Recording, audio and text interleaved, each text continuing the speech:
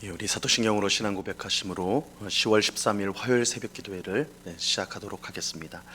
전능하사 천지를 만드신 하나님 아버지를 내가 믿사오며 그 외아들 우리 주 예수 그리스도를 믿사오니 이는 성령으로 잉태하사 동정녀 마리아에게 나시고 본디오 빌라도에게 고난을 받으사 십자가에 못 박혀 죽으시고 장사한 지 사흘 만에 죽은 자 가운데서 다시 살아나시며 하늘에 오르사 전능하신 하나님 우편에 앉아 계시다가 저리로서 산자와 죽은 자를 심판하러 오시리라.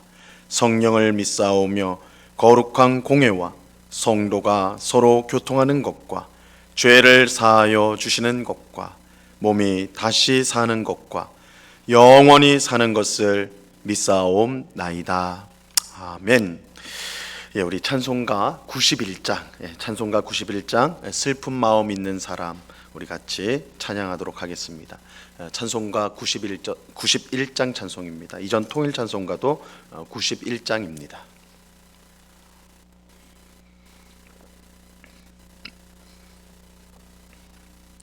찬송가 91장을 같이 찬양하겠습니다. 슬픈 마음 있는 사람 예수 이름 믿으면 영원토록 변함없는 기쁜 마음 얻으리. 예수의 이름은 세상의 소망이요 예수의 이름은 천국의 기쁨일세. 거룩하신 주의 이름 너의 방패 삼으라. 환난 시험 당할 때에 주께 기도드려라. 예수의 이름은 세상의 소망이요 예수의 이름은 천국의 기쁨일세. 존귀하신 주의 이름 우리 기쁨 되도다. 주의 품에 안길 때에 기뻐 찬송 부르리. 예수의 이름은 세상의 소망이요 예수의 이름은 천국의 기쁨일세. 우리 갈 길 다간 후에 보좌 앞에 나가 왕의 왕께 경배하며 면류관을 드리리. 예수의 이름은 세상의 소망이요 예수의 이름은 천국의 기쁨일세. 아멘. 같이 기도하겠습니다. 하나님 아버지 감사합니다. 오늘도 피곤한 몸과 마음이지만 하나님이 우리의 참 소망이고 생명이고 능력이시기 때문에 이렇게 새벽을 깨우며 많은 백성이 주의 앞에 주님 앞에 이렇게 나왔습니다. 저희들을 불쌍히 여겨 주옵시고 하늘의 신령한 복과 은혜로 우리의 삶을 충만케 하여 주시옵소서. 하나님이 싫어하시는 죄를 멀리하게 하옵시고 늘 회개하며 하나님의 은혜를 구하는 저희가 되게 하옵시고 우리의 마음을 하나님 앞에서 높이지 않고 늘 겸손히 하나님의 뜻을 먼저 구하는 저희가 되게 하여 주시옵소서. 하나님의 뜻에 순종하는 삶이야말로 가장 복된 삶이라는 것을 우리가 아오니 그 아는 대로 순종하며 주님 앞에서 살아갈 수 있도록 주장하여 주시옵소서. 우리의 힘과 능력으로는 하나님을 기쁘시게 할 수가 없습니다. 오직 성령으로 충만하게 하셔서 성령이 이끄시는 대로 하나님께 영광을 돌리는 저희의 삶이 될 수 있도록 붙잡아 주시옵소서. 우리의 마음을 괴롭게 하고 힘들게 하는 일들을 또한 주님 앞에 맡겨드립니다. 우리가 염려하고 근심해도 그 어떤 것도 우리가 변화시킬 수가 없습니다. 우리의 모든 어려움들을 해결하시고 또한 새롭게 하실 분은 오직 하나님이심을 우리가 믿고 이 시간 기도로 하나님 앞에 모든 것을 맡기는 저희가 될 수 있도록 믿음을 더하여 주시옵소서.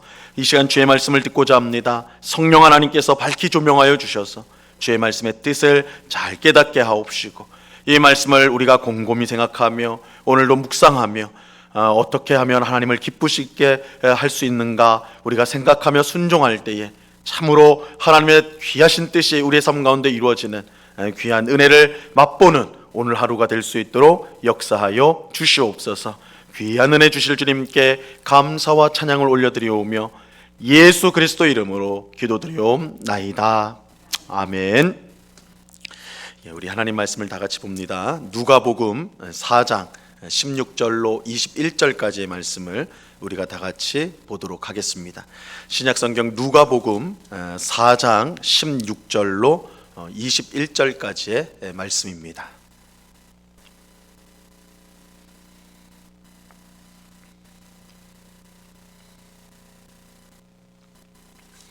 누가복음 4장 16절로 21절까지의 말씀 우리 한 절씩 하나님의 말씀을 교독하겠습니다. 제가 먼저 16절을 먼저 읽겠습니다. 예수께서 그 자라신 곳 나사렛에 이르사 안식일에 늘 하시던 대로 회당에 들어가사 성경을 읽으려고 서심해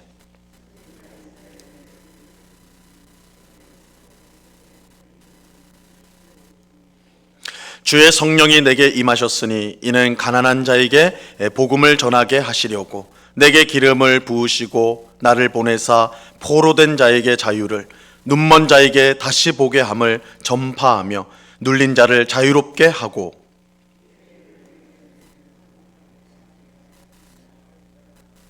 책을 덮어 그 맡은 자에게 주시고 앉으시니 회당에 있는 자들이 다 주목하여 보더라. 이에 예수께서 그들에게 말씀하시되 이 글이 오늘 너희 귀에 응하였느니라 하시니. 아멘. 아시안 게임이나 올림픽 같이 큰 대회는 반드시 개막식, 화려한 개막식으로 시작이 됩니다. 이 개막식 때는 뭐 축하 공연이라든지 성화 점화라든지 뭐 선수단 행진 등 많은 순서가 있죠. 우리가 이제 TV를 통해서 올림픽이나 아시안 게임 같은 거 보면 이제 본격적으로 시작하는 이 개막식 때 이러한 여러 행사들이 있는 것을 보게 됩니다. 근데 그 행사 중에 가장 중요한 행사가 뭐냐? 개막식에서 가장 중요한 행사가 뭐냐? 개회 선언이죠. 개회 선언.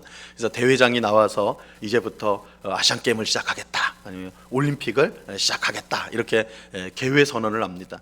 이 개회 선언이 중요한 이유는 그 선언이 있어야지 이 대회가 실제적으로 시작이 되기 때문입니다. 오늘 우리가 읽은 본문에 나오는 이 사건, 오늘 본문의 사건이 바로 개막식과 같은 성격을 가지고 있습니다.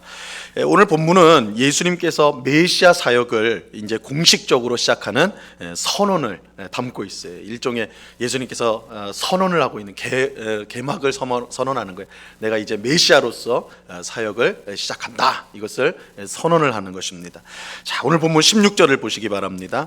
예수께서 그 자라신 곳 나사렛에 이르사 안식일에 늘 하시던 대로 회당에 들어가사 성경을 읽으려고 서심해.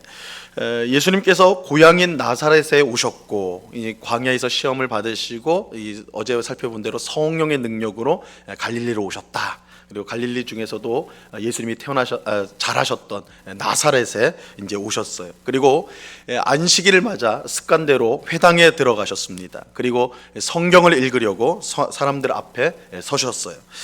예수님이 읽으신 성경 구절은 구약 성경 이사야서 61장 말씀이었습니다. 자, 오늘 본문 17절로 19절 말씀을 보세요. 선지자 이사야의 글을 드리거늘 책을 펴서 이렇게 기록된 데를 찾으시니 곧 주의 성령이 내게 임하셨으니 이는 가난한 자에게 복음을 전하게 하시려고 내게 기름을 부으시고 나를 보내사 포로된 자에게 자유를 눈먼 자에게 다시 보게 함을 전파하며 눌린 자를 자유롭게 하고 주의 은혜의 해를 전파하게 하려 하심이라. 예수님은 이사야서 61장, 이 말씀은 이사야서 61장의 말씀인데 자신의 메시아 사역이 이제 시작된다는 것을 사람들에게 알리는 마치 선언문처럼 이 말씀을 읽으셨어요. 이사야서 61장은 주의 성령이 내게 임하셨으니 이 말씀으로 시작이 됩니다. 이 말씀은 예수님께서 세례자 요한에게 세례를 받으실 때 성령을 받으신 것으로 성취가 되었습니다. 그래서 주의 성령이 내게 임하셨으니 예수님이 이 말씀을 할 때 이건 이사야서 61장 말씀을 인용한 것이지만 실제로 예수님이 세례자 요한에게 세례를 받을 때 주의 영이 성령께서 임하셨기 때문에 그 사건을 통해 이제 성취가 된 거죠. 자, 그렇다면 그럼 예수님께서 왜 성령, 주의 성령을 받으셨는가? 이제 뒤에 이제 설명이 이렇게 되고 있어요. 이는 가난한 자에게 복음을 전하게 하시고 포로된 자에게 자유를, 눈먼 자에게 다시 보게 함을 전파하며 눌린 자를 자유롭게 하고 주의 은혜의 해를 전파하기 위해서, 그것을 위해서 예수님께 주의 성령이 임하셨다, 이렇게 말씀합니다. 그런데 여기에 나오는 이 가난한 자, 포로된 자, 눈먼 자, 눌린 자는 이 문자 그대로의 뜻보다는 더 이 단어 속에는 더 깊은 영적인 의미가 담겨져 있습니다. 가난한 자는 단순히 돈이 없는 사람이 아니라, 우리는 이제 가난하다 그러면 돈이 없는 사람이다 이렇게 이제 생각을 하지만, 여기서 말하는 가난한 사람은 돈이 없는 사람이 아니라 죄로 인해서 하나님의 풍성한 은혜에서 끊어져 영적으로 무기력한 사람, 아주 불쌍한 비참한 처지에 있는 사람, 이 사람을 가난한 사람이다 이렇게 표현을 하고 있는 거예요. 또한 이 포로된 자는 적국에 붙잡혀 있는 사람이기보다는 영적인 의미로서 사탄에게 붙잡혀서 죄의 노예로 살아가는 사람을 뜻하는 것입니다.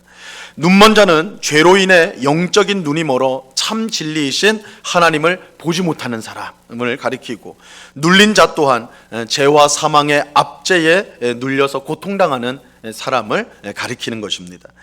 예수님은 바로 이러한 사람들에게 하나님의 은혜의 해를 전파하기 위해 성령을 받은 메시아였습니다.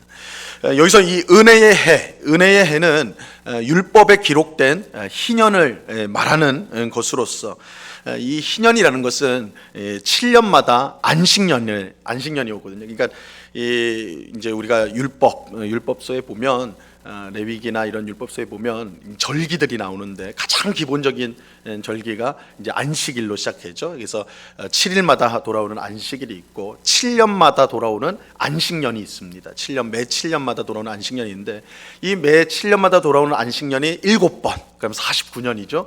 그리고 그 49년 다음해인 50년째가 되는 해를 율법은 특별히 희년이라고 부릅니다. 희년이라고 부르는데, 이 희년에 대해서 레위기 25장 10절은 이렇게 이제 설명을 하고 있어요. 너희는 50년째 해를 거룩하게 하여 그 땅에 있는 모든 주민을 위하여 자유를 공포하라. 이 해는 너희에게 희년이니 너희는 각각 자기의 소유지로 돌아가며 각각 자기의 가족에게로 돌아갈지며. 희년은 모든 주민을 위하여 자유를 공포하는 해였습니다. 자유. 그래서 희년이 되면 돈이 없어서 다른 사람의 노예가 되었던 사람이 자유를 얻어가지고 집으로 돌아가게 돼 있는 거예요. 그러니까 뭐 어떤 다른 조건이 없어요. 딱 그 희년 50년째가 딱 되면 자유를 얻어요. 또 희년이 되면 남에게 팔았던 땅을 다시 돌려받게 되어 있었습니다. 이처럼 희년은 자유와 회복을 가져다 주는 그야말로 은혜의 해라고 말할 수가 있는 것이죠. 하나님은 이사야서 61장 말씀을 통해 성령을 받은 메시아가 죄와 죽음 가운데 절망하는 사람들에게 희년으로 말미암아 주어지는 자유와 회복을 가져다 줄 것이다. 그래서 성령을 받은 메시아가 우리 모든 사람들에게 희년을 가져다 줄 것이다. 이 희년을 가져다 준다는 것은 자유와 회복을 가져다 줄 것이다. 이렇게 말씀하신 거예요. 그리고 예수님은 이 말씀을 회당에서 읽으시고 이 말씀이 오늘 너희 귀에 응하였다. 이 말씀이 성취가 되었다, 이루어졌다, 이렇게 말씀하심으로써 자신이 바로 이 희년을 가져다 주는 메시아라는 것을 밝히고 있습니다. 오늘 본문 21절을 보세요. 21절을 보시면 이에 예수께서 그들에게 말씀하시되 이 글이 오늘 너희 귀에 응하였느니라 하시니, 예수님 자신이 성령을 받은 메시아로서 내가 너희 가운데 있기 때문에 이 말씀이 성취가 되었다, 이렇게 밝히고 있는 것입니다. 우리는 앞서 이사야서 61장에 나오는 가난한 자와 포로된 자, 눈먼 자, 눌린 자가 이 단순히 경제적, 정치적, 신체적 문제를 가진 사람이 아니라는 것을 보았어요. 보다 깊은 영적인 의미가 있다고 그랬어요. 이것은 예수님이 단순히 이 경제적, 정치적, 신체적인 문제를 해결하기 위해서 이 땅에 오신 메시아가 아님을 뜻하는 것입니다. 예수님은 단순히 가난한 사람을 부자로 만들기 위해 오신 것이, 이 땅에 오신 것이 아닙니다. 예수님은 단순히 정치적 압박을 받고 있는 사람들에게 자유를 주기 위해서 오신 것도 아니었어요. 예수님은 단순히 몸이 아픈 사람을 고치기 위해서, 물론 예수님은 수많은 병자를 고쳤지만 그 목적을 가지고 이 땅에 오신 분이 아니었습니다. 예수님은 눈에 드러난 사람의 문제를 해결하기 위해 오신 메시아가 아니라 사실은 인간의 가장 본질적인, 내면의 가장 본질적인 문제를 해결하기 위해서 오신 메시아였습니다. 인간의 본질적인 문제는 죄로 말미암아 하나님으로부터 분리되어 영적으로 아무것도 할 수 없는 무기력한 존재가 되었다는 것입니다.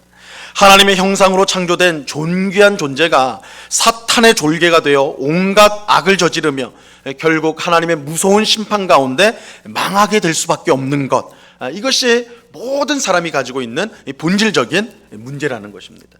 사실 우리는 눈에 드러난 우리가 경제적인 문제들, 정치적인 문제들, 우리 신체적인, 우리 가족의 문제들, 이러한 문제들이 다인 것처럼 이렇게 생각하기 쉽지만 사실은 모든 인간의 가장 궁극적인 문제는 우리의 창조주이시고 구원자이신 하나님으로부터 떠나서, 하나님이 주시는 은혜와 복, 생명에서 떠나서 죄 가운데 결국은 멸망할 수밖에 없는 그런 처지 가운데 모든 사람이 놓여 있는 것, 이것이 우리의 본질적인 문제라는 것이죠. 예수님은 바로 이런 인간의 본질적인 문제, 그 어떤 세상의 그 어떤 것으로도 해결할 수 없는 이 본질적인 문제를 해결하기 위해서 오신 메시아였습니다. 이러한 이 내면의 본질적인 문제는 이 세상 그 어떤 것으로도 해결할 수가 없어요. 이 세상 그 무엇으로도 우리를 영적인 파탄에서 건져낼 수가 없습니다. 오직 하나님께서 성령으로 기름 부으신 메시아 예수님만이 우리의 본질적인 죄의 문제를 해결하실 수가 있습니다. 그리고 우리를 영적인 파탄에서 이끌어내시고 우리를 하나님 백성으로 삼아 구원하실 수가 있습니다. 예수님께서 바로 이 일을 위해서 이 세상에 오셨어요. 예수님은 회당에서 이 이사야서 61장을 읽으심으로써 자신이 메시아로서 인간의 가장 근본적인 문제, 이 죄의 문제, 영적인 무기력의 문제를 해결하기 위해 오신 메시아임을 분명하게 밝히는, 분명하게 이제 선언을 하신 것입니다. 한편 오늘 본문 19절 말씀은요, 19절 보시면 뭐라고 되어 있냐면 주의 은혜를 전파하게 하려 하심이라 이렇게 되어 있는데, 예수님께서 인용하신 이 이사야서 61장에 보면, 61장 2절에 보면 사실 예수님이 지금 하신 말씀하고는 조금 차이가 있어요. 이사야서 61장 2절에 보면 뭐라고 말씀하냐면 여호와의 은혜의 해와, 이거는 똑같죠, 은혜의 해. 근데 거기에 뭐가 덧붙여 있냐면 우리 하나님의 보복의 날을 선포하여 모든 슬픈 자를 위로하되, 이렇게 되어 있어요. 예수님이 읽으신 이사야서 61장에는 은혜의 해만 나오는 것이 아니라, 지금 오늘 우리 누가복음에서는 예수님이 은혜를 선포했다 이렇게 되어 있는데, 은혜의 해만 있는 것이 아니라 우리 하나님의 보복의 날이 함께 나옵니다. 그래서 이사야서는 메시아가 은혜의 해만 선포하는 것이 아니라 은혜의 해와 함께 심판의 날, 하나님의 보복의 날을 함께 선포할 것이다, 이렇게 말씀하고 있어요. 하지만 예수님은 이 심판의 날인 보복의 날을 빼시고 은혜의 해만 지금 말씀하고 있는 것입니다. 그 이유가 무엇인가? 그것은 예수님께서 이 땅에 오신 목적이 이 죄인을 구원하는 일에 초점이 맞춰져 있기 때문입니다.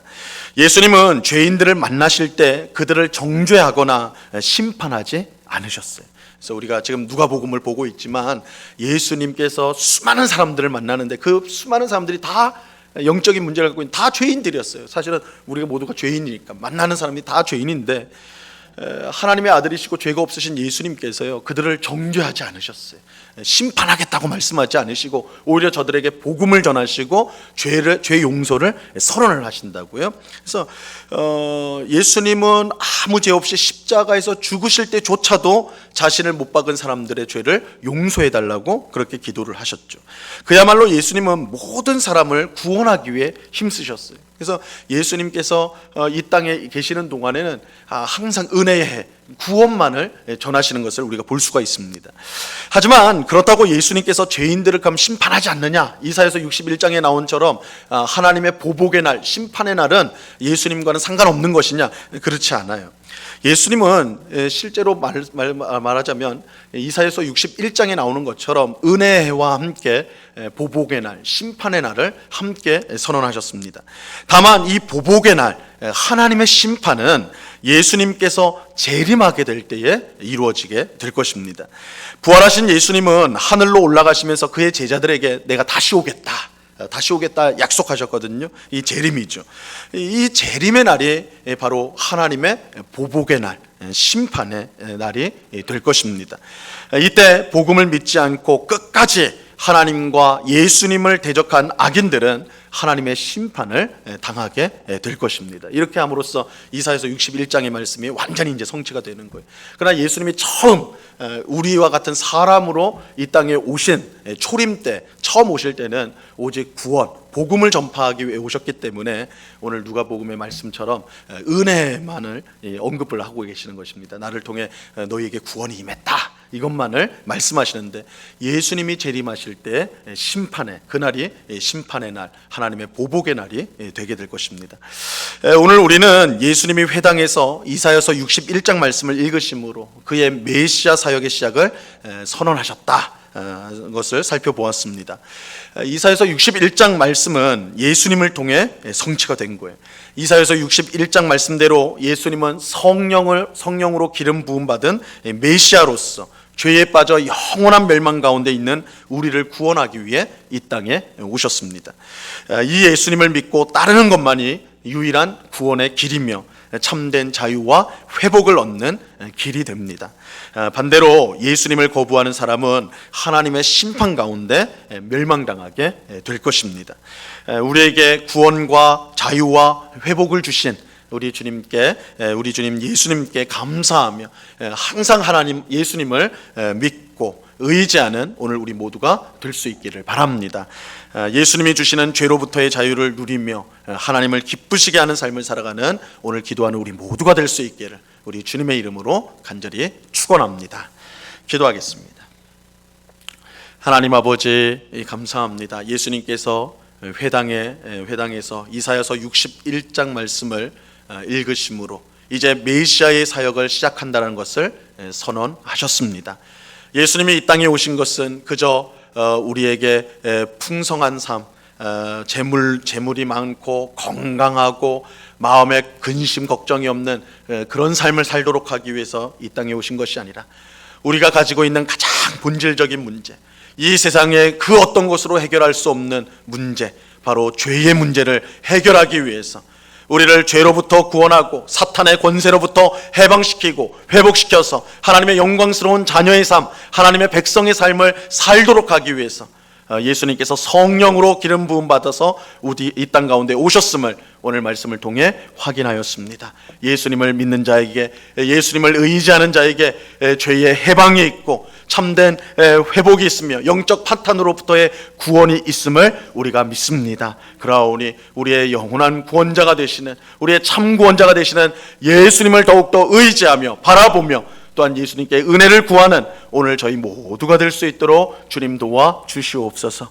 주님, 우리가 이 세상을 살다 보면 그저 먹고 사는 문제가 전부인 것처럼 생각되어서 그것만 우리가 바라보고 살 때가 많은데, 인간의 가장 근원적인 문제가 무엇인가? 하나님과의 관계라는 것을 분명히 깨닫게 하여 주셔서 오늘도 늘 하나님께 더 가까이 하나님의 말씀을 온전히 순종하는 삶을 통해 하나님이 부어주시는 풍성한 은혜와 복을 누리는 저희 모두가 될 수 있도록 주님 주장하여 주시옵소서. 이 새벽에 간구하는 모든 주의 백성들이 하나님이 부어주시는 신령한 복, 풍성한 복으로 하나님 자녀로서의 복을 누리며 살아갈 수 있도록 하나님 주장하여 주시옵소서. 아버지 하나님, 이 시간에 또한 간절히 기도하옵기는 우리 교회를 위해서 기도합니다. 아버지 하나님, 우리 은곡교회를 주님께서 꼭 붙들어 주셔서 이 지역에 복음의 빛을 환하게 비치는 복된 교회가 되게 하여 주시옵소서. 아버지 하나님, 코로나19 사태 가운데 여러 가지 우리 교회뿐만 아니라 모든 한국교회가 또한 세계교회가 고통을 당하고 또한 어려움 가운데 직면해 있지만, 이러한 모든 고난과 어려움이 교회를 연단하고 우리 모든 성도들을 연단하여서 금과 같은 귀한 믿음으로 만드는 그런 과정이 되는 줄로 믿습니다. 아버지 하나님, 우리 은곡교회가 이 모든 어려움 속에서 오히려 더 하나님을 기쁘시게 하는 순결한 신부와 같은 교회로서 든든히 설 수 있도록 주님 도와 주시옵소서. 온 성도들이 서로를 사랑하며 또한 서로를 위해서 기도하게 하옵시고, 이웃을 사랑하고 이웃에게 하나님 복음의 빛을 비추는 사랑의 손길을 펼치는 우리 모든 은곡교회 성도들이 될 수 있도록 또한 주장하여 주시옵소서. 교회에 주신 사명을 우리가 기억하며 우리만 즐겁고 우리만 기쁜 그런 모임이 되지 않게 하시고, 세상을 위해 존재하고 죄인들을 위해 존재하는 그런 교회의 본연의 사명을 잘 감당하는 우리 은곡교회와 또한 한국교회가 될 수 있도록 은혜를 내리워 주시옵소서. 아버지 하나님, 이 시간에 여러 가지 간구의 제목들로 기도하는 주의 백성들 한 사람 한 사람 붙들어 주시고, 하나님, 우리의 모든 형편을 아십니다. 우리의 어려움을 아십니다. 그 가운데 하나님, 목자 되신 하나님께서 우리와 늘 함께 하시고 가장 복되고 또한 옳은 길로 우리를 이끌어 주실 줄로 믿습니다. 이 시간 간구할 때에 우리의 참된 목자가 되신 하나님 앞에 모든 것을 맡기며 우리의 모든 기도의 제목을 아뢰는 이 시간이 될 수 있도록 도와 주시옵소서. 오늘 하루도 우리와 동행하시며 귀한 은혜를 베푸실 주님께 감사와 찬양을 올려드리오며 예수 그리스도 이름으로 기도드리옵나이다. 아멘. 하늘에 계신 우리 아버지여, 이름이 거룩히 여김을 받으시오며 나라에 임하옵시며 뜻이 하늘에서 이룬 것 같이 땅에서도 이루어지이다. 오늘날 우리에게 일용할 양식을 주옵시고, 우리가 우리에게 죄 지은 자를 사하여 준 것 같이 우리 죄를 사하여 주옵시고, 우리를 시험에 들게 하지 마옵시고 다만 악에서 구하옵소서. 대개 나라와 권세와 영광이 아버지께 영원히 있사옵나이다. 아멘.